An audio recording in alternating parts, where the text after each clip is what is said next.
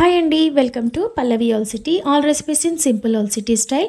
ఈరోజు recipe full మకానాతోని healthy and tasty thepla చేశానండి.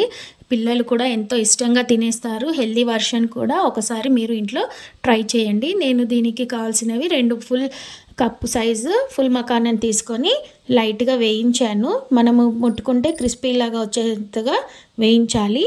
అలాగే నేను కొంచెం బాదం పప్పుని కూడా తీసుకున్నాను ఇందులోకి. ఇది కూడా దోరగా వేయించేసుకొని వీటిని ఒక ప్లేట్లో తీసుకొని చల్లారనివ్వాలి.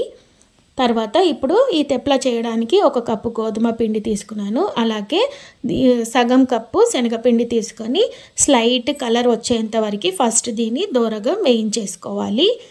ఇలా దోరగా వేయించేటప్పుడు పచ్చివాసన కొంచెం వస్తూ ఉంటుంది. పచ్చివాసన పోగానే కొద్దిగా ఆవు నెయ్యిని యాడ్ చేస్తూ స్లైట్గా బ్రౌనిష్ కలర్ లాగా వచ్చే విధంగా కలుపుతూనే ఉండాలి.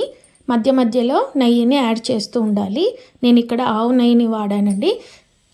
మీరు కూడా నచ్చితే ఆవు నెయ్యి లేకపోతే మామూలు నెయ్యి అయినా వాడుకోవచ్చు. కొద్దిగా కలర్ మారుతున్న కొద్దికి నెయ్యిని యాడ్ చేస్తూ మంచిగా మనము పిండిని ఇలా గరిటతోని కదిపితే ఇలా అతుక్కునేటట్టుగా వచ్చే విధంగా నెయ్యిని కొంచెంగా యాడ్ చేస్తూ వేయిస్తూ ఉండాలి. మీడియం మంట పైనే, హై ఫ్లేమ్లో పెట్టొద్దు. ఇలా చేస్తే త్వరగా అడుగంటుతుంది.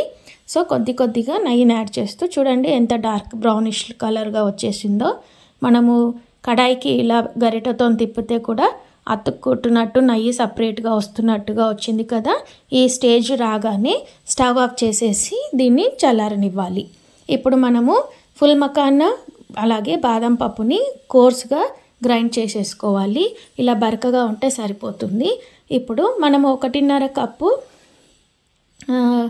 గోధుమ పిండి శనగపిండి తీసుకున్నాం కాబట్టి అంతే కొలతగా చక్కెరని కూడా తీసుకొని మిక్సీ పట్టేసి పౌడర్ లాగా చేసేసేయాలి. ఇప్పుడు ఇవన్నిటిని కూడా మనము పిండి దాంట్లోకి వేసేయాలి.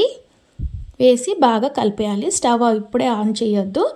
ఇదంతా కూడా బాగా కలిసిపోయే విధంగా ఒకసారి బాగా కలిపేయాలి. ఇలా మొత్తం కలిసిపోయిన తర్వాత అప్పుడు స్టవ్ ఆన్ చేయాలి. చూడండి ఇది మొత్తం బాగా కలిసిపోయింది కదా. ఇలా కలిసిపోయాక ఇప్పుడు స్టవ్ ఆన్ చేసేసి మళ్ళీ కొంచెంగా నెయ్యి వేస్తూ ఇదంతా కూడా ఉండలు కట్టే విధంగా వచ్చేలాగా వేయించుకోవాలి. ఇందులో మనం ఎక్కువగా ఆవు నెయ్యి వాడుతున్నాం కాబట్టి చాలా హెల్దీ కూడా. ఇప్పుడు ఇలా ముద్ద కట్టినట్టు రాగానే ఒక ప్లేట్కి నెయ్యి రాసేసి ఇదంతా కూడా ఆ ప్లేట్లోకి తీసేసుకొని చల్లారనివ్వాలి. ఇది చల్లారాక మళ్ళీ మిక్సీ పట్టేసుకోవాలి. చూడండి మిక్సీ పట్టేటప్పుడు ఎలాంటి ఆయిల్, నెయ్యి, వాటర్ కానీ యాడ్ చేయాల్సిన అవసరం లేదు. మిక్సీ పట్టేటప్పుడే అదే ఆయిల్ని అంతా రిలీజ్ చేసేసి లిక్విడ్ ఫామ్ లాగా అవుతుంది. మీరు బర్ఫీలాగా తినాలనుకుంటే స్టవ్ పైన కొద్దిగా ఆయిల్ వేసేసి లేదా నెయ్యి వేసి కొంచెం గట్టిగా పానకం వచ్చేంత వరకు ఉడకనివ్వాలి. లేదు పల్చగా హల్వా టైప్ తింటామంటే కొద్దిగా స్లైట్గా వేడి చేసి ప్లేట్కి నెయ్యి రాసేసి ఈ మిశ్రమాన్ని అంతా కూడా సెట్ చేసేసి మంచిగా డ్రై ఫ్రూట్స్తోని డెకరేట్ చేయండి.